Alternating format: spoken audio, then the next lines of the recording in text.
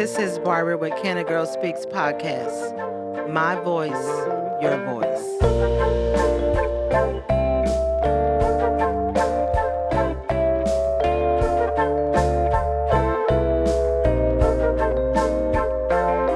Good evening, everybody. This is Barbara with the Cana Girl Speaks podcast, and I am so excited to be recording again on this evening.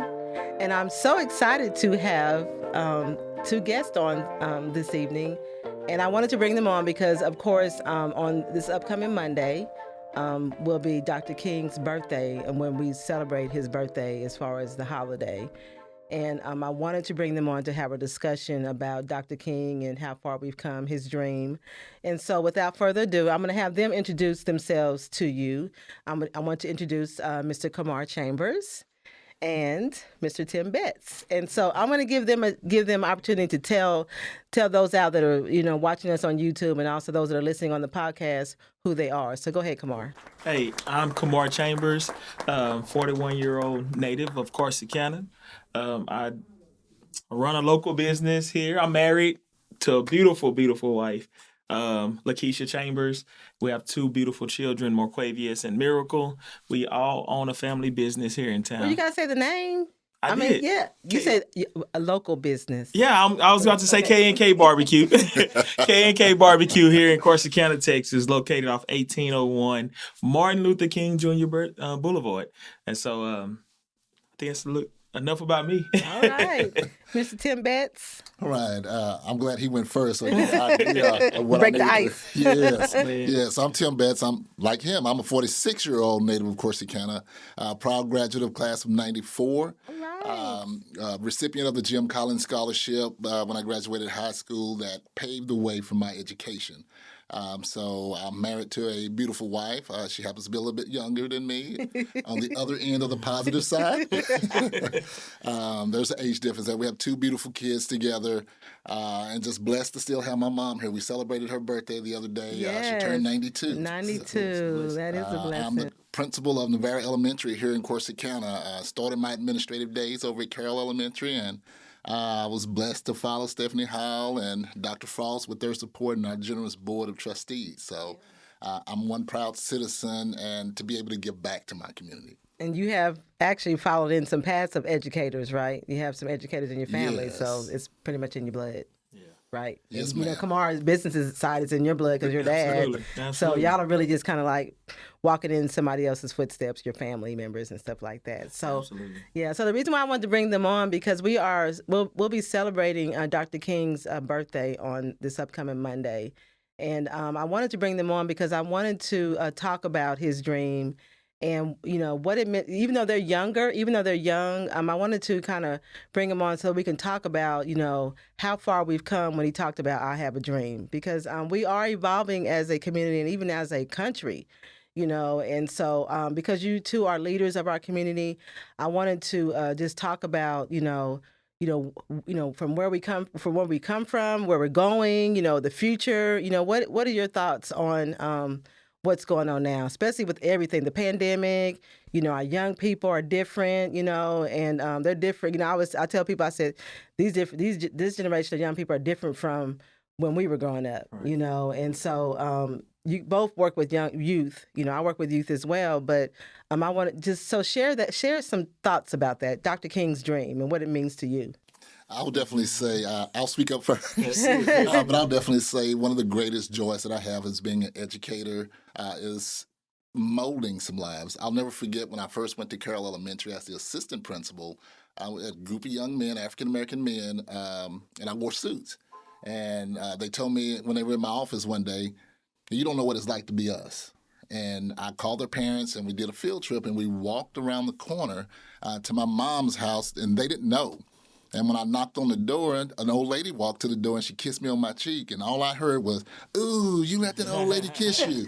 and at that point, it was that belief. To this day, I wear suits randomly, but I don't wear them all the time because the kids need to see that people like them can succeed if they keep their minds to it. Absolutely. Yeah, Kamar. It's pretty tough one to follow, but I'm 41 and I didn't really see a whole lot of the discrimination and the crazy madness that was going on, although these days it still exists. Yeah. What I do feel about this future for our children, that change is coming.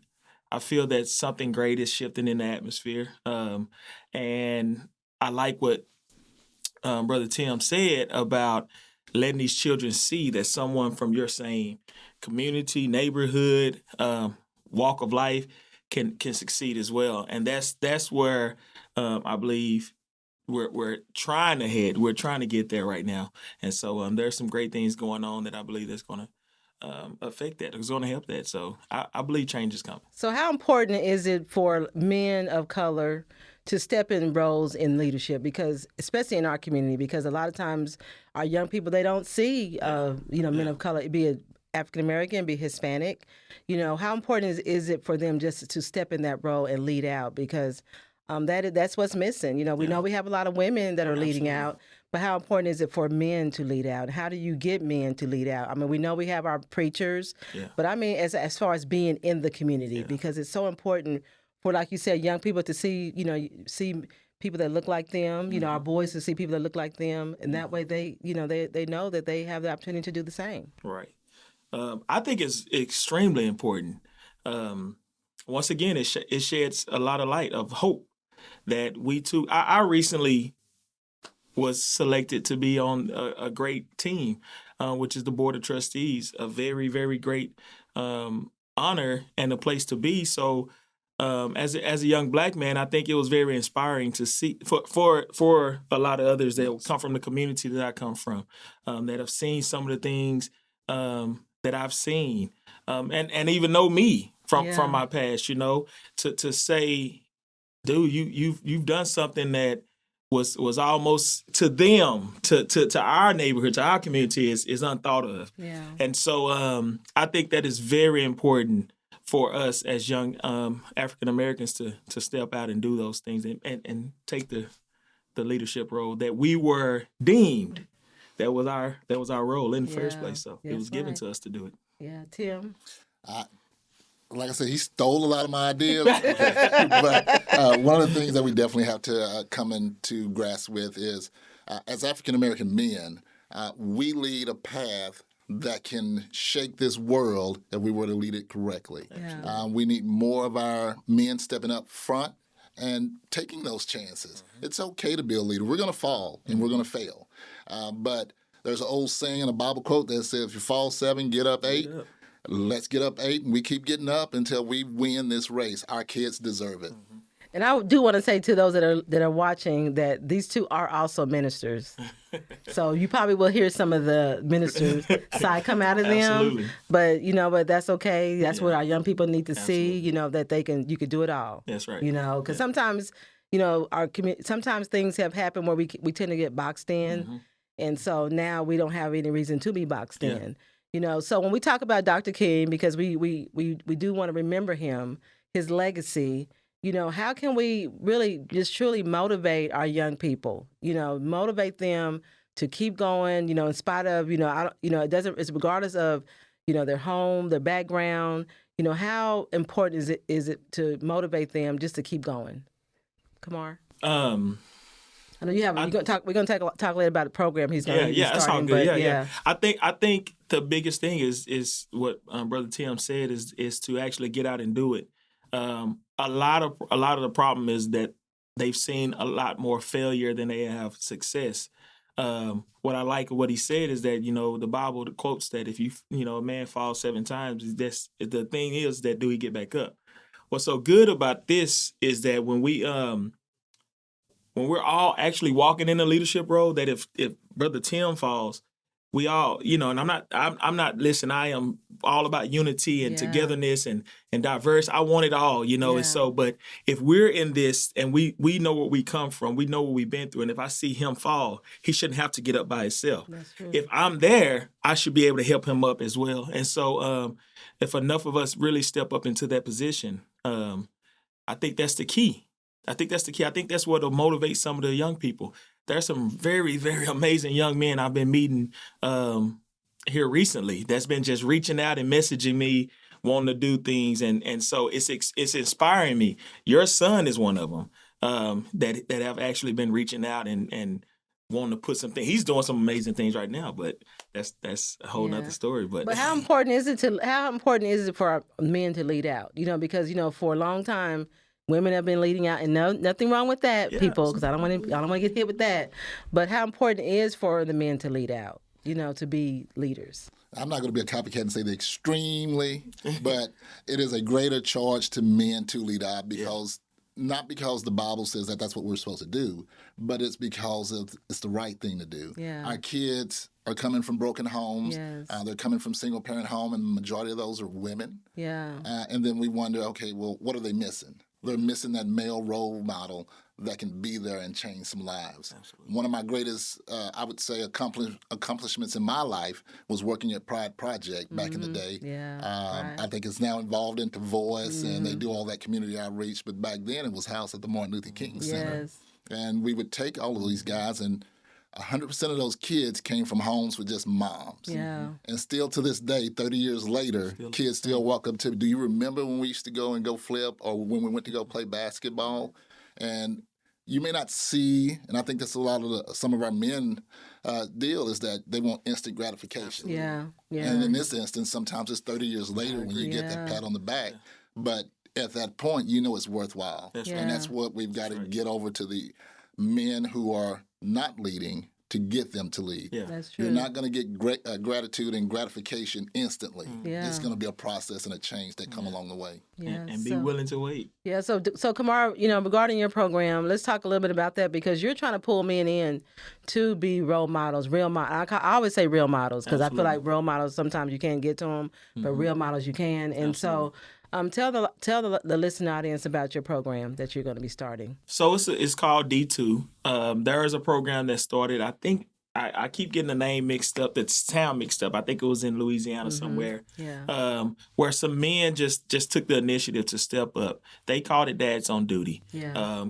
God gave me D2, and D2 was dads to the second power. A lot of us are dads at home, but it's really good. I mean, it takes a lot more to have to extend yourself to be a dad to somebody else's life because that's exactly what we'll do. Yeah.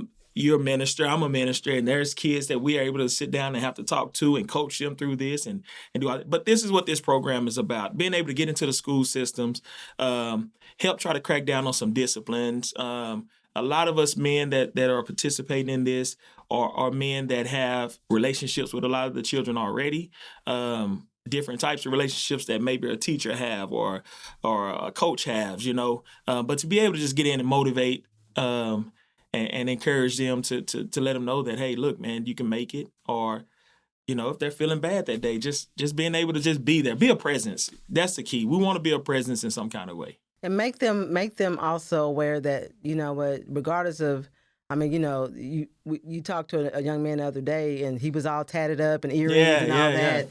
And so there's no certain, look, to be one of the D2. Absolutely. Parents. Absolutely.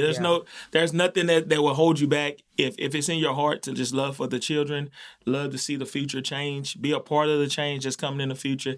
Like Brother Tim just said, whether we see it tomorrow or 20 years from now, and if we're not here, at least we can put a deep enough footprint in the ground that they know that it started right here and it started somewhere. So that's what we're trying to do, man, and hopefully it'll be very successful. So do you worry about the young people because of the pandemic? Things have changed so much, a lot since the pandemic, and the interaction is different, And so is there anything that you worry about, when it comes down to our young people? Because this is going to be, we'll see the effect of it probably in the years to come. Yes.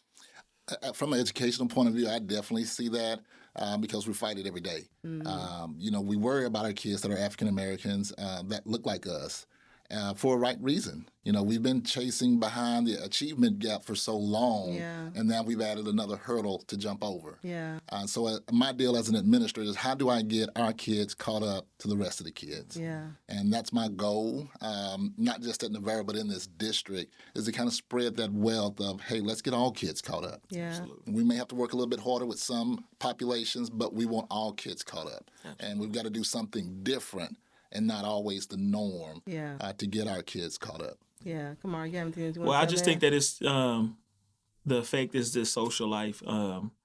A lot of them has been so detached from either their friends or this and that, and I think that's important to be able to go and hang out over your friends. Like that was so big for us coming Yeah. up, man. Hey, mom, can I come spend the night with Yeah. little Ronnie, man? And I'm like, oh yeah, go ahead, you know. But now it's like, are you get your mask? Do y'all have this? Do you have that? Are you this? Are you that? And now I got to face all these different things and hit obstacles in front of me to where it's just like I'd rather just say, you know what, forget it, whatever, and we good to go. But hopefully that'll change, or hopefully we can adapt to it, and that'll help with the younger generation, because I think us as the older generation, we kind of know how to adapt. Yeah, we know how to adapt. we remember having just pagers and stuff like that. So, but I think we'll be fine. But I think they'll be okay if we just continue, because we're still here. Do you see a difference in the community as far as changing? I know the demographics has changed, you know, and so do you see a lot of different. You know, because we're used to like the families, knowing the families. Now it's kind of like, you know, we don't really know the families. And so, you know, where do you see Corsicana in the next, you know, let's just say 10 years? Because I always kind of like to know that. Yeah. I would definitely say Corsicana is going to be the hub. All we need is more businesses to come in, open up, and let's put people to work. Yeah. I think if we can put more people to work, they'll stay. Yeah. And we'll have some of the same faces around. It's good to have new faces in town, but just knowing some of those populations. I keep drawing back to the school, but when you walk into school and you see that last name, you say, oh, I know who you're connected with. So those things make me feel good. And then the kids look at you like, how do you know my grandma? So it just it's a warm, fuzzy feeling for me. Yeah. It's good. Yeah. It's good. Yeah, come on. Hey, I feel it. I feel change. I feel it happening. Like I said, I know we don't see it right away, but I am very optimistic, and I'm very hopeful that it's just gonna something is about to really happen and change in Corsicana. So do you feel that you have that I have a dream spirit that Dr. King left as far as his legacy? Do you feel you have that kind of spirit in you? Yeah, I guess you could say that to a certain extent. Because he put his life out on the line. Yeah, he did what he had to do. He did, and that's why I said to a certain extent, because I feel like, you know, putting yourself in a position of leadership is not easy. Yeah.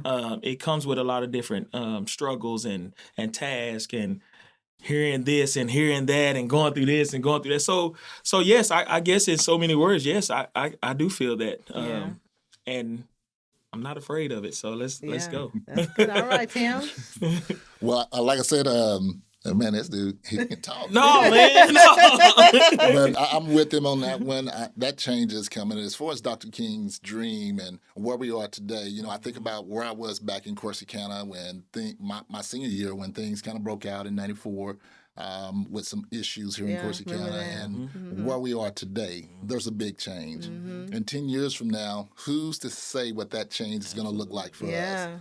You see more African-American businesses here in Corsicana now than we've ever seen. Absolutely. Growing up, all I remember is Dee's Cafe. But now you got K&K Barbecue and several others out there that are making a difference and showing our community that, hey, you can have your own business. So you just got to be able to take those risks. That's right. We've got to be like Dr. King. We've got to take risks. That's right. So what kind of, you know, you being an educator and then also Kamar working with young people, what are they saying, you know, when, you know, you used to be when you talk to young people, you say, when I grow up, I want to be a police officer. I want to be a firefighter. So what are they saying now? I mean, because the careers are totally different now. I want to be a YouTuber. I'm just saying, if you want me to be honest, it's a rapper. No. They still want to be rappers. Be a gamer. But now it's gaming and YouTube and all that. And I started looking at some of the money that they make, and I said, maybe I need to be a gamer or a YouTuber myself. I'm telling my daughter does all this TikTok stuff, and man, I'll be sitting back. My wife, it was so funny because today she just asked me this morning, hey, babe, you want to do a TikTok?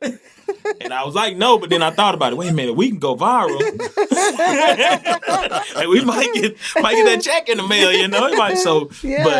That's what you're hearing now. That's what I've heard. Yeah, so that means it's different. Yeah, I don't hear that Evolving. doctor, No. lawyer, policeman, fireman. I don't hear that anymore. That's done.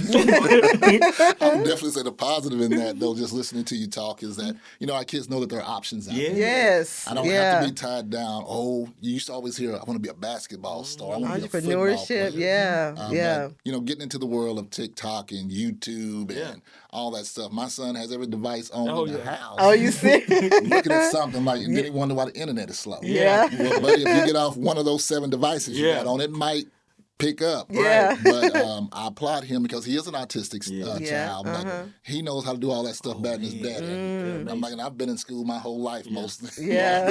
And I'm like, dude, you're 13, but you can do all that. Yeah. And so we just got to make sure that we're supporting our kids at home. Yeah. Letting them know it doesn't matter what field they want to do. We just want them to succeed in life. And that was Dr. King's whole message. Absolutely. We want our younger generations to succeed and do better. Yeah, that's awesome. I love it, man. Well, you know what? I am so glad that you guys took the time to be on the Cana Girl Speaks podcast. I know you guys are busy, and I was like, I'm gonna text them and see if they have time to come on. But thank you so much for coming on to this special episode, because we will be honoring Dr. King on next week, and what better 2 people that I could ask to be on there. But I always give my guests opportunity to give their shout outs to anybody I'd like to give their shout outs to. Yeah. So who wants to go first? I'll go first. I definitely, I'm not going to say first, giving under God. But I do give under to God all the time. Absolutely. But to my wife and my kids at home, to my mom, she's the joy of my life. Yeah. Doctors counted her out twice, but she's still here and she's still going. So, and to all the rest of my thousands of family members.